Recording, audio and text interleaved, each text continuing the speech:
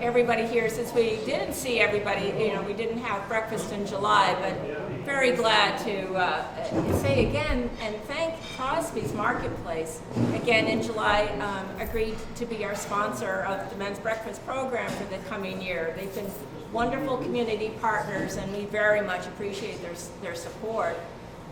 Very glad to have Representative Mirra here with us, it's a good time to come back and talk about the budget and getting the information from the state.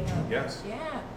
But so thank you always. You've been a good friend to us, and we really appreciate it. No, thank you. Len comes on a monthly basis as well to do office hours, and if he's not available, his legislative aide comes. But every month, he and Senator Tarr's office have somebody available for us to talk with if we have questions.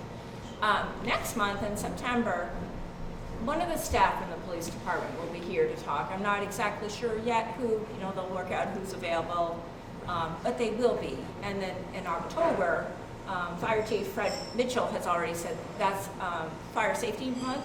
So Chief Fred has already said he'll be able to come and be with us at that time.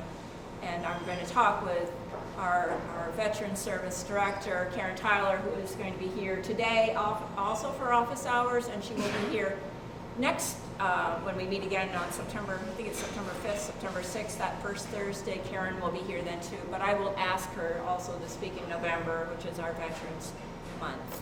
But okay. But thank you for the help this morning, everybody. That was cleanup on aisle 3. That went very well as everybody dove to help, and much appreciated. So I'm gonna turn right to Len. I'm gonna go take a picture of Len. Thank you. You'll be on Facebook. Colleen. Yes. I have to get one of those stop and shop robots to patrol the place. Oh, that would be fun. That would be very fun. It could be scary if it's my face. Thank you, Colleen. My kids might like that. They would like it. Yeah. And thank you guys for coming out to the men's breakfast again. My name is Lenny Mirra. I am your state representative. I have the 2nd Essex District, and that includes Newbury, West Newbury, Georgetown, Groveland, Boxford, Merrimack, and a little bit of Haverhill. And I want to thank Colleen and the Council on Aging. They have me speak every once in a while, and it's always a pleasure to do that. It's one of the best things we get to do with this job is meet personally and interact with our constituents. And doing the men's breakfast is trying to get a picture I of just hit up on the side and turns it on. Okay. My back to you. And, Thank you. and you're going to be on Facebook, just so you know. Full disclosure. But Colleen is right. This is a good time of year to have a men's breakfast and to talk about what we're doing on Beacon Hill. The first part of this session just ended. We usually try to wrap up by the end of July, and we used every minute of July. We were there till midnight last night. I didn't get home until about 2 o'clock in the morning today, August 1. But we were wrapping up the budget, and there is good news on the budget. It's always a pleasure. It's always a lot more fun to do that when there is a budget surplus. And the economy has been very, very strong, both for the Commonwealth of Massachusetts and for the country as a whole. And because of that, we saw more tax revenues than we predicted. And a lot of it might be just one-time revenue, like on capital gains. Capital gains is always kind of a loose cannon. It's very hard to predict what that will be year to year. But under our current rules, a portion of that has to go into our rainy day fund. So we can't spend it on the general budget items. We have to put it away in a rainy day fund, which I think is a good idea because at some point it will rain. The sun's out now, but we want to have some money put away.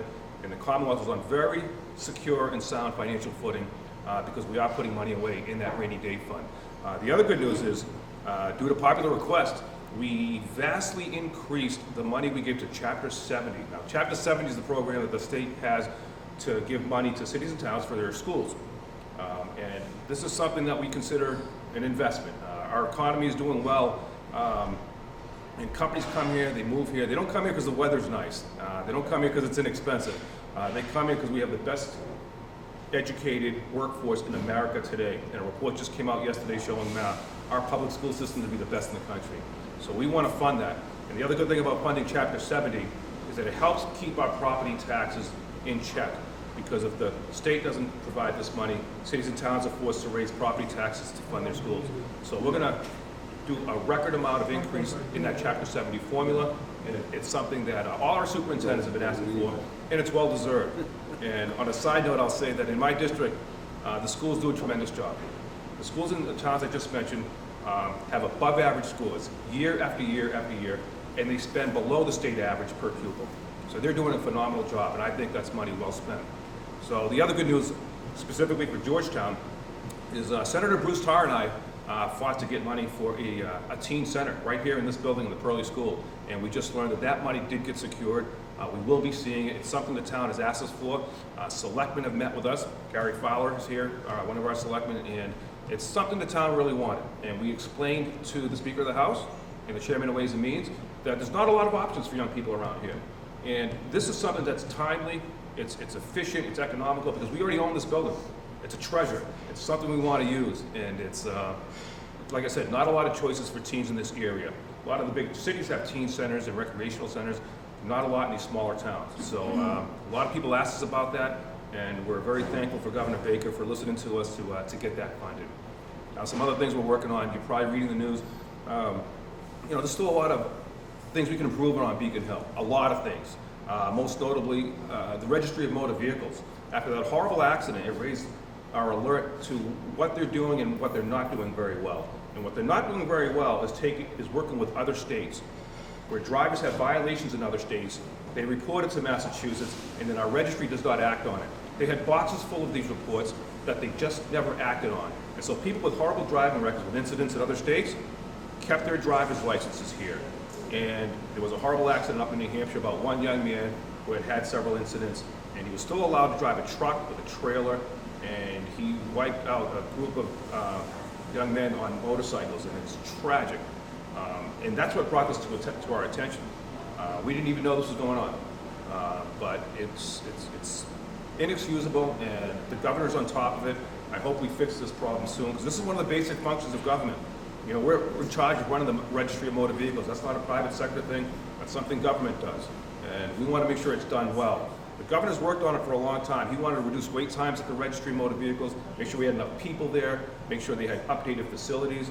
I was just talking to Colleen about the brand new one in Haverhill. That's probably the closest one to us. They used to operate out of the basement of Haverhill City Hall, and that place was kind of a wreck. It was an old, outdated basement location, but we built a brand new facility at the shopping mall where Building 19 used to be in Haverhill. As soon as you go over the Groveland Bridge, that's it. And as soon as you go over the Groveland Bridge, you'll see a market basket on your left, and in that mall, you'll see a brand new Registry of Motor Vehicles. And we made it up-to-date, state-of-the-art facility so that we could reduce the time it takes to renew your license or register a car. But we also got a lot more work to do, and we are on top of it. So that is something that is not going to go away. It's a constant problem. And the thing about the registry that's frustrating for me is that it's not an issue where they're claiming there's not enough funds. They actually make a profit. They bring in way more money at the registry than it costs to run the registry. Way more money. So with those millions of dollars that they bring in, we want to make sure they're hiring enough people and the right people so that we can process this information so that dangerous drivers are taken off the road. This is something I have a personal concern about, because I was in the construction industry for 30 years before I got elected. Right up the street, Mirra company, family-owned construction company, and I hired dozens and dozens of truck drivers over the years. And the first thing we had to do when we took an application from a CDL driver, commercial driver's license, is pull their driving record. We had to see what their driving record was in the past, and then we had to take them on a test drive in a big old dump truck. And some guys could do it, but a lot of guys couldn't. And if the registry's not doing their job, we're not going to see their true driving record. And we could end up putting a dangerous driver behind the wheel of a big scary dump truck. And that's something nobody wants to see. So we're working on that. Hopefully we'll have improvements right away this year. But I want to open it up to you guys if there's questions or concerns. I know a few of you before. Go ahead. Stop backwards. Sure. You discussed the registry. Yep. Suspending a person's license means nothing to the owner of the business. Once you hire a person and that person has his license suspended, you don't know about it being the owner of the company. So that man or woman could continually drive without the company he's working for know about it. Other than if it's a union company, the union, a lot of times, will notify the company of pulling the man off the job. If he Oh, I has- see, after he's hired, you're saying? After he's hired. Yep, You know, you could hire the best driver in the world. right. If he has a suspendable infraction, the company knows nothing about it. No, that's a good And point. that's something that has to be addressed to. And by the way, the registry makes tons of money. Yes, they do. When I downgraded my license from the CDL with all the certificates possible, I was charged $25 for downgrading my license. You had to pay $25 to The downgrade? downgrade, when I went to renew my license, Yeah. there was an added. No, that's what I was saying. They bring in plenty of money. They make a surplus, so there's no excuse to not hire enough people to make sure this gets done. But There should be some sort of a match in there. you're right. I was just gonna say that because when we hire someone, we see his past record. But if he stays with the company a number of years, he could acquire violations that require a suspension. And you're right, the company wouldn't know that if it happened off the clock, like if he did that in another state on his own time. Correct. Yeah, you're exactly right. There does need to be a notification system. And there's a lot of people out there driving with no license, and people don't know it. It's a huge thing. Yes, it is. Yeah. Where if you get an infraction with a license, Yeah. you pay for it. You get an infraction without a license, it's scot-free. Yeah. Yeah, that's a good point. No, thank you for that. No, you're exactly right. There doesn't need to be a mechanism, and other states do it, so it's not like we have to reinvent the wheel there. I mean, that's protecting you as an owner. That's right. And me as a driver. Because you're exactly right. A company could be liable if they have a driver with a suspended license. Yeah, you're exactly right. Gary? Any increases on community preservation fund? Yes, we did. That's a very popular program. Some of my towns have it, a couple do not. But the towns that have it, CPA is Community Preservation Act. It's a small surcharge on your property taxes, sometimes 2 or 2.5%, and the state will match that as long as you use it for open space or affordable housing or to restore historic buildings. And it's a very, very popular program. It became more popular than we expected. So a lot of towns were raising a lot of money, and the state had to concur with matching funds. And so, yes, we will be increasing that. Once again, that's the benefit of having a surplus. This is something that a lot of cities and towns have done to preserve open space in this area. I have a lot of small towns, and Groveland, Georgetown, West Newbury have used it very, very effectively. We use it to keep forests as forests, we use it to keep farms as farms, and we used it, I think in West Newbury, to preserve some historic buildings like the Page School, which was very, very helpful. It's money that the town can set aside and have it there. It's waiting for us when and if it's needed. And the towns that have it, like I said, have all been glad that they have it. They all, not one of them resents or wishes they hadn't done it. It's something that will always be there for us because once a piece of land is taken by private developers, once it's developed, that's it. It's gone. We're never getting it back. And so we want to preserve our rural. There's a reason we moved to these small towns. We like our rural character. We like having walking trails. We like having that open space. And yeah, we like preserving open historic buildings as well. And the other thing that I think we might start to see a little bit more of is using it to produce housing, Gary, because the governor has been on all of us about the desperate need for housing. He has a very bold plan. He wants to create 135,000 units of housing within the next few years because we're not keeping up with it. We're simply not producing enough inventory of housing to provide for our workers. And so companies are having a hard time hiring people. And high housing costs is one of the reasons for that.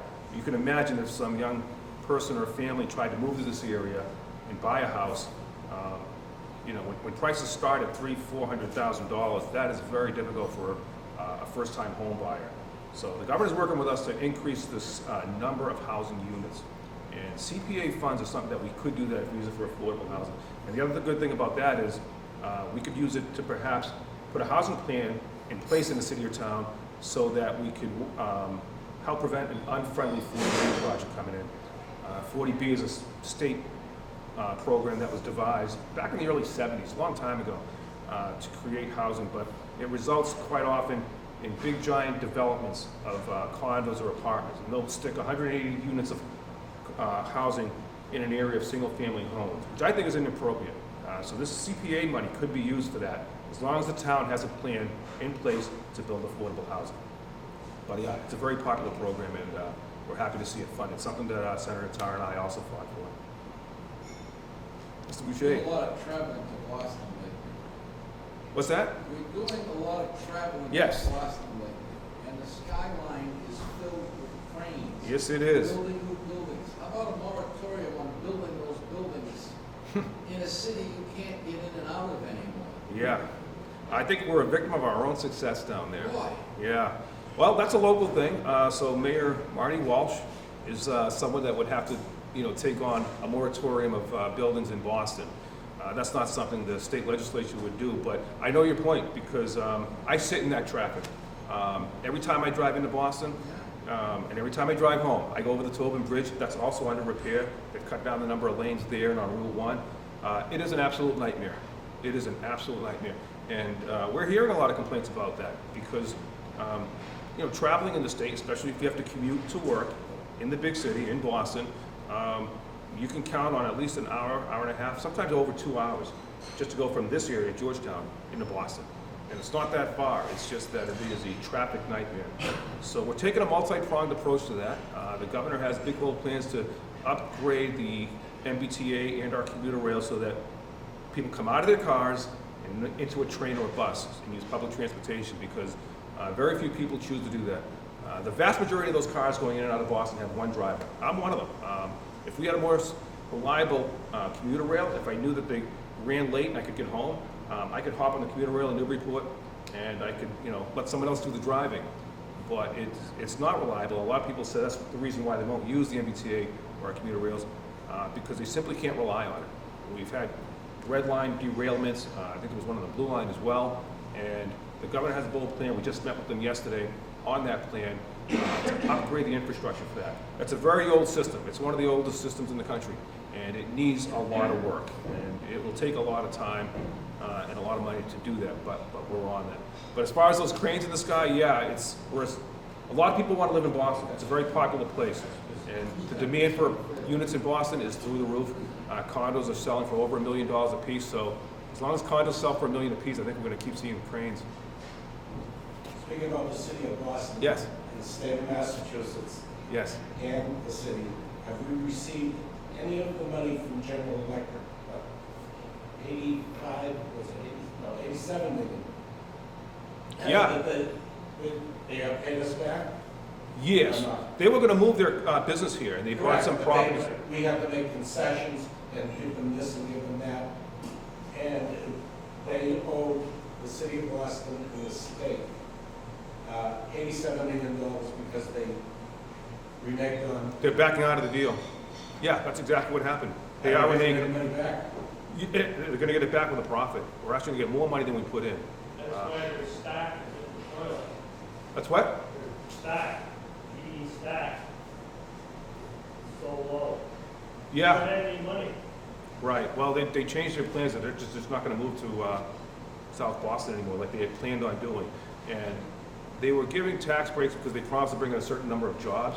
They were going to rehab some of the buildings that they were going to take over. And so that's not going to happen anymore, which is not the worst thing in the world because there's a huge demand for that space. A lot of other companies want to go there. So I think they have no problem selling or renting that space down in South Boston. It's a huge demand for it. And, I was a little leery of the GE deal from the beginning. Governor Baker and Mayor Walsh fought for it very hard, and they wanted it badly. But when we have an economy like this, it's just my personal opinion. I don't think government should be handing out tax benefits to companies that want to come here, because a lot of companies already want to come here. So why are we using precious tax dollars on a private sector company, especially a big company like GE, multi-billion-dollar corporation? I don't see why we should give them taxpayer money to come here.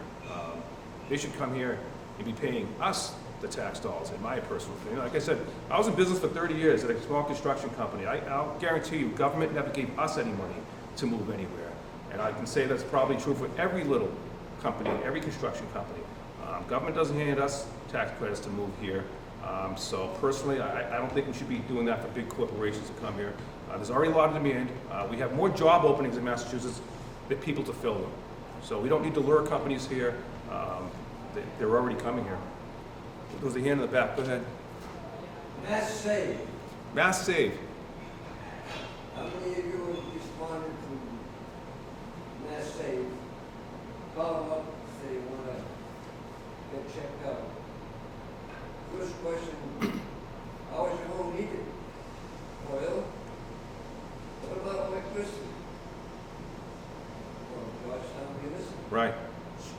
Out, out. So Mass Save, well, I go down to the Uxbridge and visit my nephew. yeah, He's on N-Star. okay. Right? They tell him, you have to pay 25%, you take care of all the rest. And then they find out that his mother is living in the house, you get the whole thing for nothing. So Mass Save will provide him with incentives and benefits, but they won't do it for us because we have municipal light here? No. They won't do it for him because he has oil and heat. He has no association. Oh, If he had gas, okay. he would qualify for I Mass see. Save. I see. Because you have home heating oil, like that's what I have. I have oil as well. Oh, man. So I don't know about that. I'd have to look into it, sir. You I'll tell you, I felt like big fat discrimination. Like Mass save, when they say, municipal, you're out. right. Oh, no. Yeah, You didn't get it. You did not hear what I said. You Yeah, have to have either or both. If you've got a town electric company, you can't qualify for that. That's it. Cut and dry. No, I already have If you Mass get gas, Save. if you get gas. I have gas in my house. I'd have to look into that. I'd never heard of that. It's gas. Yeah. So if you're on if you're on gas, What national grid wants you to do yeah, is opt out of municipal. okay, And go with that. The only problem is, you look at your bills. Right. In the wintertime, distribution costs, this is how the national grid can help people serve. And it's like $35, $45, $60. Yeah. On your bill, it's like, holy crap, why don't I get that for you? so it sounds like Mass Save is trying to help provide efficiencies only if you're on natural gas. And if you're on oil, they're not going to give you the incentives. That's what it sounds like. I didn't know that, sir. I can look into it, absolutely. Yeah, I did not know. I'd have to check it out, to be honest with you. And I'm in the process of moving to Georgetown myself. Last week I had somebody come in and do an evaluation in my house. Yeah, And we had to change all the insulation up. We had- sure, yeah, And almost $5,000 bill. wow. And my nephew did the whole thing for nothing. Because he's on natural gas. It's on- No kidding. And because he's on N-Star, he doesn't have a municipal light department, yeah. Yeah. Hmm. What are we? Yeah, that's interesting. I did not know. Yeah. Any other questions? How big is your staff? I get one person, Charlie. You asked what, the question was, how big is the staff that I have at the State House? A state rep gets one legislative aide. If you become the chairman of a committee, you'll get a giant staff. Depending on which committee it is, you'll get several people. But a state rep gets one person. So I have a young lady, her name is Megan, and so she's at the office on days like today, fielding phone calls, taking emails, doing my calendar. She sets up my office hours, and if I have to be in the State House during office hours, she'll cover the office hours for me. I try to do them myself because I like meeting with people directly, and believe me, I'd much rather drive to Pearly School in Georgetown than drive to the State House. Believe me. Yeah, but you got a But parking space. I got a parking space. That's true, Mr. Richard. But What committees are you on? oh, good question. So I'm on 3 committees. I'm on healthcare finance. I'm on the committee for small business community development, and the biggest committee I'm on is telecommunications, utilities, and energy. And that committee is very, very busy. That committee will meet more than the other 2 combined. And I was put there because when I was in construction, there's a company that specialized in underground utilities. Mirra company did underground utilities for Verizon, Comcast, National Grid. And that came into play last year when those gas explosions happened in Andover, Lawrence, and North Andover. And so we're rewriting the rules on inspecting gas work. And it also comes into play now because that committee deals with renewable energy. So we have a big project now with offshore wind that's coming in actually better than expected. The rates we're getting are going to be much lower than we thought they were going to be. And so offshore wind is going to prove to be a very huge benefit for Massachusetts. We're told that we have the Saudi Arabia of wind off our shores. And so we're just trying to find a way to get Are those they built. wind turbines? These are wind turbines offshore, yes. No, I'm really not in favor of that. A lot of fishermen don't like it. Mhm. You're gonna produce something that ruins the environment as far as this, Well, that's holding up the permit right now. harnessing the tides, you always got Yeah. perfect energy. The tide goes in, the tide goes out, it's moving all the time. That to me is a more sensible approach to wind turbines. There is a lot of research on using tidal forces to create electricity. There is. The technology that they have for it right now is not sufficient to produce enough electricity, but they are working on that to scale it in a way that we could rely on it. Because you're right, it's clean, it's renewable, and it's reliable. It's always there. Unlike wind or solar, if there's no wind, there's no wind power, and if there's no sun, there's no solar. But there is a lot of research being done on that. And we're also doing a lot of research on energy storage. It's the most stable out of any. It is. It would be very stable. But I think the researchers found that as of right now with the technology, it's not enough to produce the needs. And don't forget, we're about to lose some nuclear power plants. Pilgrim is coming offline. Sebra could be coming offline soon. Those are clean sources of energy, and we're going to lose them at some point. And we need to replace it. And under the laws we've set up, they have to be replaced with clean renewable energy, like wind, solar, hydro, or this offshore wind project, which will. Still won't produce as much as nuclear. It's difficult to replace nuclear because nuclear, like you said, 24/7, reliable. It's always there. But the appetite for nuclear power plants is not very high. Not a very easy thing to get permitted, and I don't see any proposals for new nuclear power plants. And we're going to be losing two big ones. So they see it. Oh, Gary, go ahead. Did you say that covers communications? Telecommunications, utilities, and energy. Yes, that committee does. Yeah, so cable TV bills will come before us, things of that nature. But it's mostly renewable energy, Gary, that we meet on, more than anything else. Well, that and the gas infrastructure as well, because our gas infrastructure is the second oldest system in America. There are tens of thousands of leaks all over Massachusetts.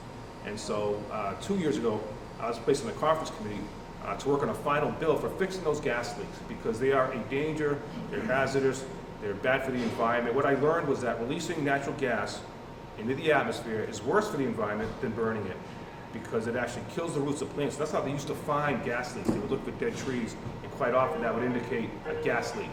And so we started by having them rank the danger of the gas leak. So a number 1 is the most dangerous, that has to be fixed immediately. If it's ranked number 2, it's less dangerous, it'll get fixed on a schedule. And if number 3 is the least dangerous, it'll get fixed when they get a chance. So the gas companies are on board. They're doing that now. Their biggest problem is being able to hire enough people to actually get this work done. This is a complaint. It's a good complaint to have. It's a good problem, is that we actually don't have enough people to do the jobs that are open. And construction companies are just like high-tech, low-tech, healthcare. They're having a hard time hiring people. They just cannot find the help to fill the jobs. There are jobs that just simply don't get done because companies cannot hire the employees that they need to get the job done. But they're doing the best they can, and the utilities have been pretty good because they're mostly union, and the unions have been pretty good about training people and getting them on the job. These are good paying jobs too, very well paid. They're skilled labor, and doing a job like fixing gas infrastructure is not a job that can be shipped off to China or India or somewhere else. So we're on top of that as well. Most people don't realize gas leaks do not occur from rotting pipe. It occurs from the insulation of the tower on the outside of the pipe. This gas passes through the pipes. It creates static electricity, and static electricity will arc into the ground. They have, on the main pipelines, our feeder lines, they have degaussing fields every so many miles. And these things are quite elaborate, and it's all underground, you never see it. Just to take the static electricity out of there. And what Lenny was saying, looking for dead trees, or looking for discoloration in the soil. Oh, that's right. Yeah, you're absolutely right about that. And especially because we never had natural gas in the Northeast until 1953, when they called it the Big Inch. And it went to New York, and it never went past it. yeah, we're at the end of that line. That's a good point. We're at the end of the line on the gas infrastructure.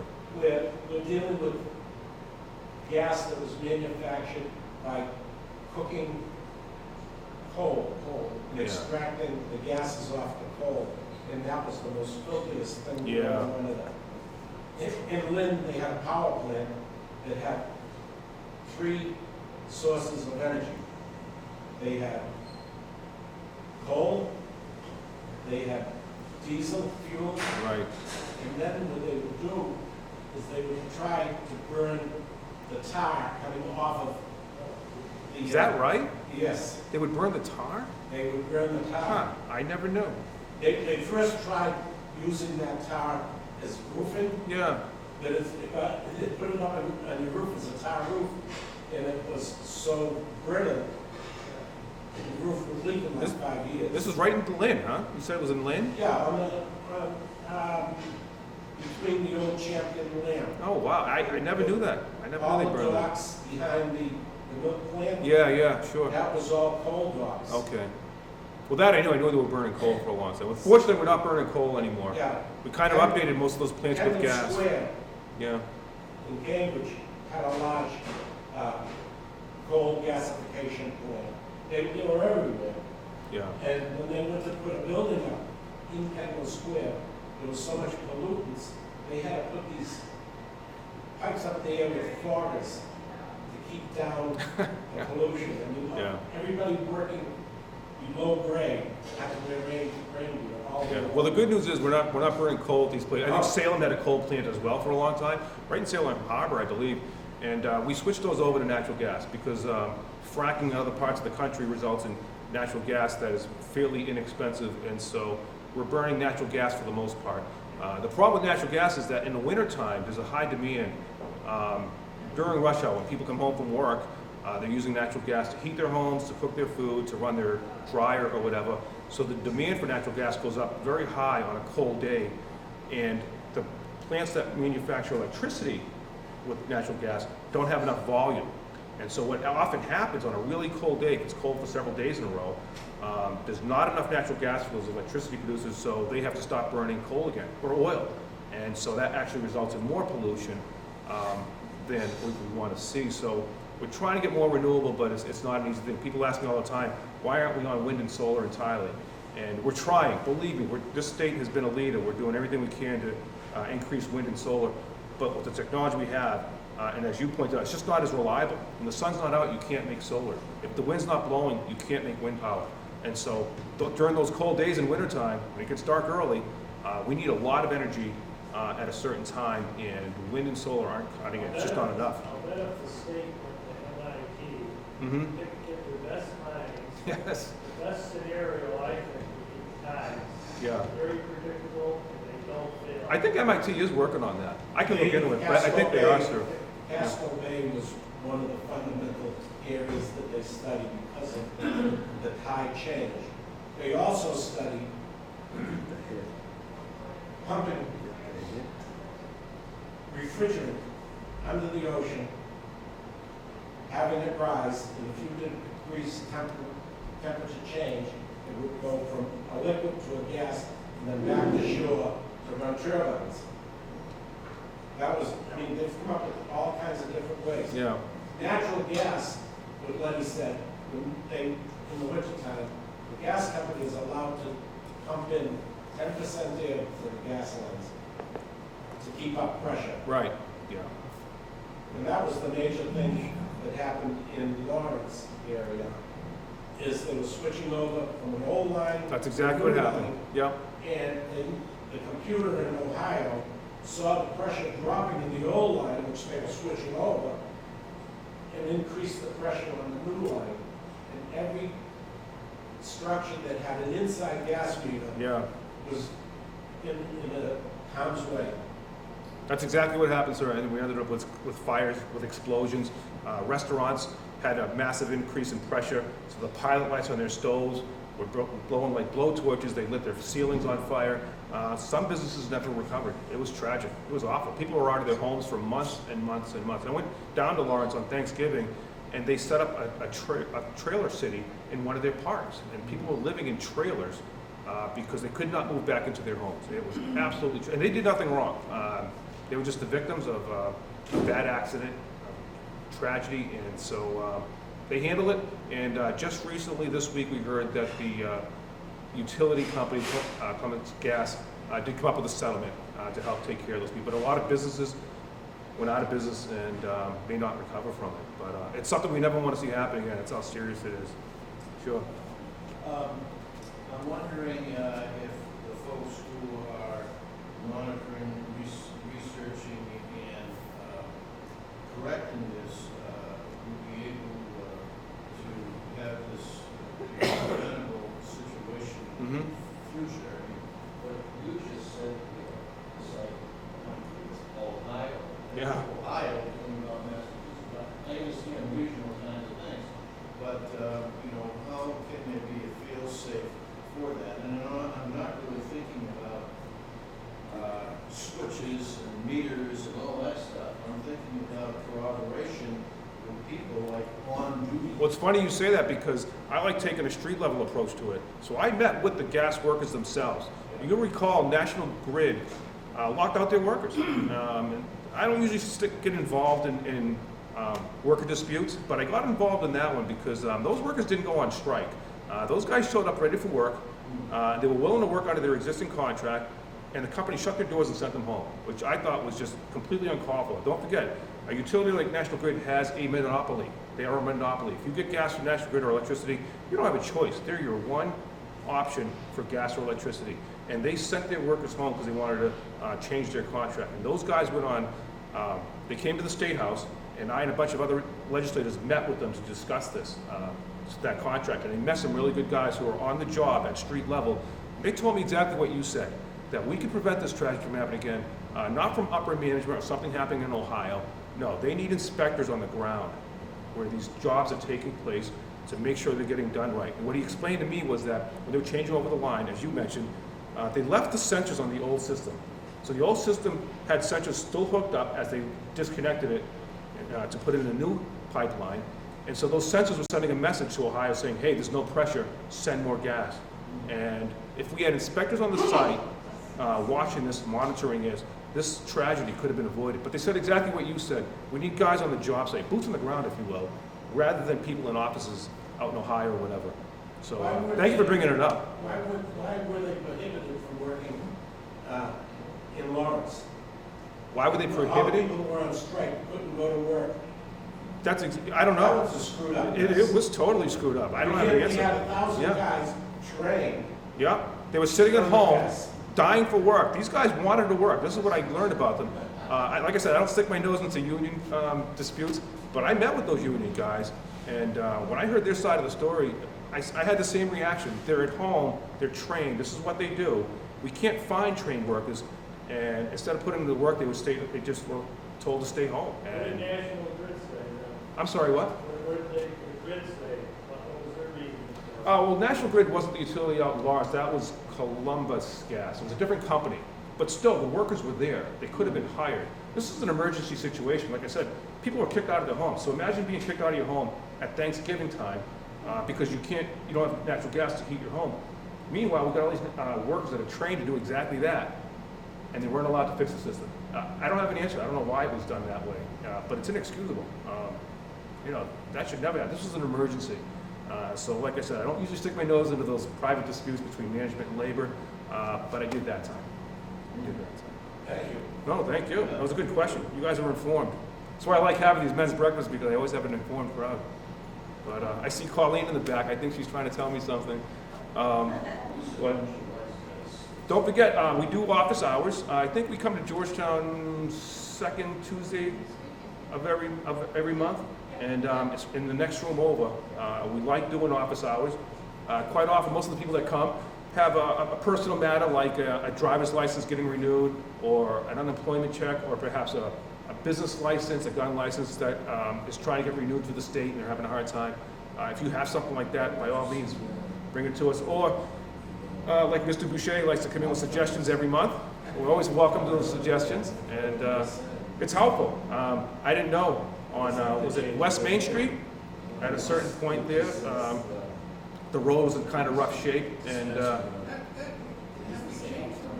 in the 90s, the road surveyors. yes, it is. Did we change the rules on that? Because I noticed Peter is repairing bad sections instead of whole roads. I don't think they changed the rules. Yeah. But Chapter 90 is the money the state gives the cities and towns to fix their roads. And we try to increase that every year. And we try to have money set aside for snow plowing money, because that's a unpredictable number too. We don't know how much snow we're gonna get in any given year, but we quite often run out by February or March. So we wanna make sure we always have that money. And yeah, we're very fortunate here. You have a really good DPW guy, Peter Durkee, and he does a lot with very little money. So yeah, we're fortunate to have him here. I noticed, you said small business, Yes, Health Farms Dispensary, yes, has it signed, I don't know, it just says dispensary. I did not know that. Normally Is that the- means they're changing their name or not. Is that the recreational, or is that the No, medicinal? That's medicinal. Medicinal? Okay, okay. When they gonna pass the recreation? The recreation was passed a while ago. That was done on a ballot question. The people voted for it. That was supposed to have been done a long time ago. And we formed a committee down in Beacon Hill, and like a lot of committees, they just couldn't get the job done on time to find all the details on implementing it. They just had too many questions, too many concerns about how to open up dispensaries.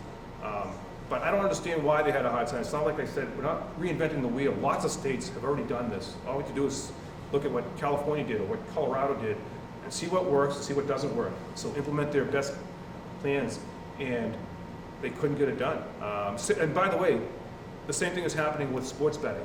So we had a bill to allow sports betting in Massachusetts. A lot of states have already done it.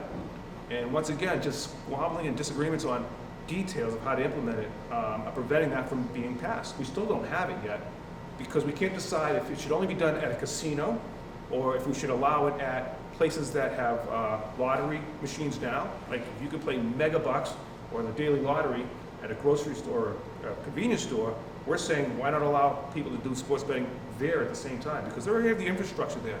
They're already checking to make sure people are over 21 so that minors don't do it.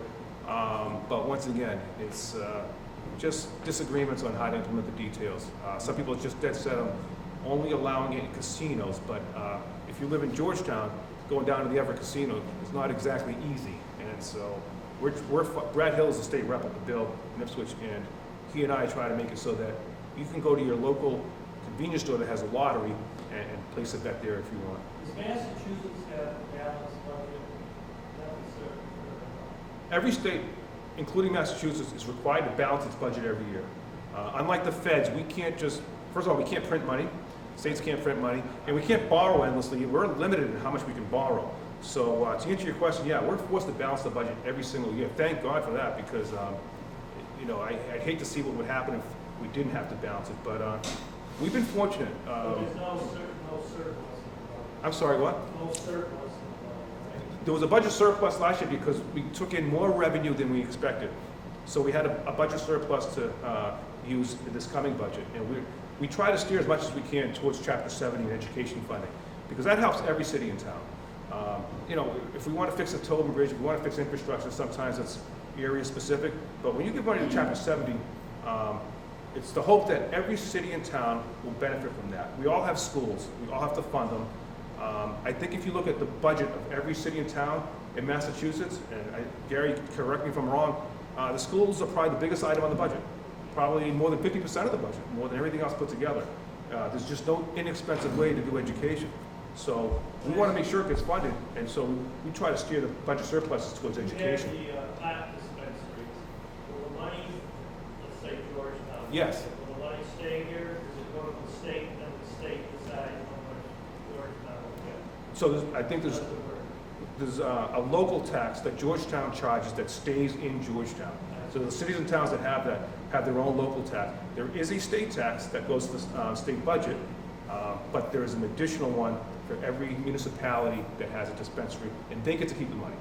And Georgetown, I don't know what the amount is, but yeah, Georgetown does have it. 3% on recreation. Oh, thank you, Gary. It's 3% on recreational marijuana, and that 3% gets to stay with the town of Georgetown. That's the max. Yeah. So,